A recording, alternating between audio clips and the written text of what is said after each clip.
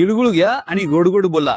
संक्रांत म्हटली की आपल्या सगळ्यांना आठवते ते तिळगुळ.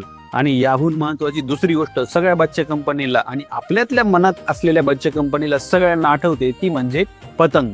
वाह, किती मनसोक्त मुक्तपणे आकाशामध्ये ती विहरत असते, फिरत असते, इकडे तिकडे छान मजा करत असते आणि मग काटाकाटीचा खेळ खेळताना सुद्धा मजा येते.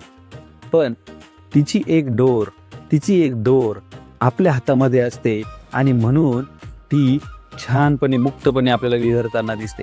तसंच आपण आपल्या आयुष्यामध्ये कितीही उंच भराऱ्या घेतल्यात, कितीही मोकळे फिरलात आणि ह्या संपूर्ण अवकाशामध्ये आनंदी बागडलात, तरी सुद्धा एक कनेक्शन कुठंतरी जमिनीवरती राहणं गरजेचं आहे.